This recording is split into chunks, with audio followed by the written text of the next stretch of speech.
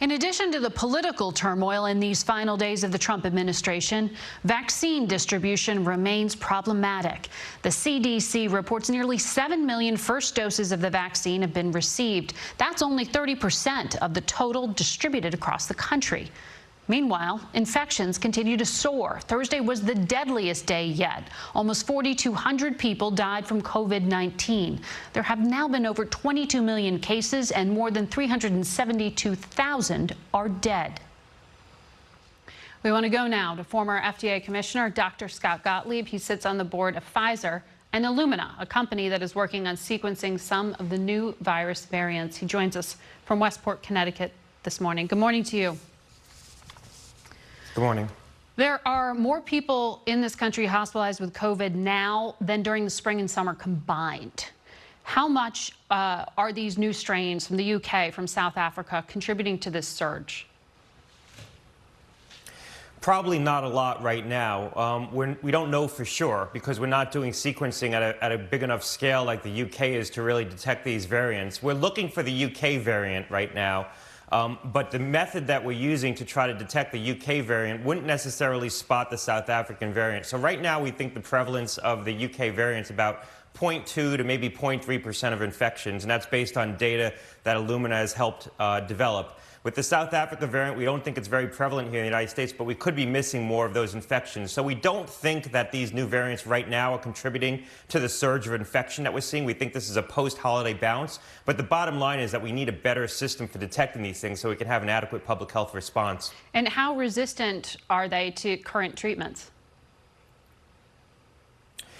Well, they appear more fit, meaning that they spread more easily, both of these variants. We've done some initial analysis with the UK variant, particularly with respect to the vaccines and the monoclonal antibodies, and the medical products that we have right now do appear to be effective against that UK variant. There's more concern around the South African variant because that variant has mutated the spike protein, the protein that's the target for our vaccines and our antibodies, in a way that could defeat at least the antibodies and perhaps make the vaccines less effective. We're going to have data on the vaccines in the next couple of weeks. Pfizer, the company I'm on the board of, is working on developing some of that data, so we'll have a better answer on that question. But it just goes to show you that these viruses are going to evolve. I mean, this virus has been running through the world, around the world, racing around the world, largely unchecked. It's been under some selective pressure with the widespread use, for example, of convalescent plasma. So it's inevitable that we're going to see these kinds of mutations in this virus.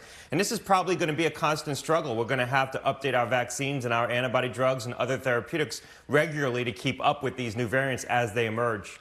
The White House task force told some state governors this week that there may be a new American variant of this virus. Then the CDC said yesterday, basically, they're still trying to figure it out, and it could take weeks or months to identify. Is there something that is making this surge worse right now other than our own bad behavior? Yeah. I don't think so, and the people I've spoken to don't think so. There is a variant in the U.S. that has become the predominant variant right now that's different than the original infection, but that's inevitable that you're going to see evolution in the strains that are circulating. There's no evidence to suggest that it's more fit, more transmissible, and we don't think this South African variant and the UK variant are very prevalent here right now.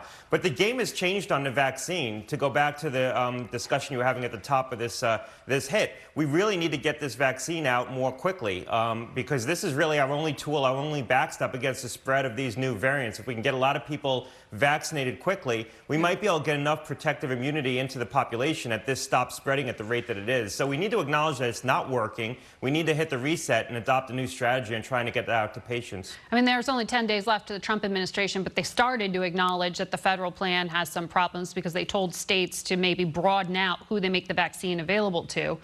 The president-elect now says he's going to do what you've been talking about, which is release all available supply as soon as he takes office. But does releasing supply solve the problem here if it's really about uptake? Well, it's a distribution issue right now. It will be a supply issue in 2 or 3 weeks, maybe if they can get the distribution right. Right now, there's 40 million doses sitting on a shelf somewhere. So the feds say it's with the states say it's with the feds. It really doesn't matter to the patient who's not getting access to the injection. You have 40 million on the shelf. We have 50 million Americans above the age of 65. So we have supply to push it out to that population more aggressively. I think we need to take an all-of-the-above approach and push it out through different channels, including the big box stores, including federal sites that the Biden administration is talking about standing up. We need to try everything right now to create multiple distribution points. A lot of senior citizens aren't going to want to go to a stadium to get an inoculation. They're going to want to go to a pharmacy, a local pharmacy or a doctor's office. So we need to provide more opportunity for people to get vaccination where they're comfortable getting it. But we do need to get these out more aggressively. Right now, you're right, it's a distribution issue. It will become a supply issue once we get the logistics down right. And we don't have that right now. We aren't doing a good job getting this to patients.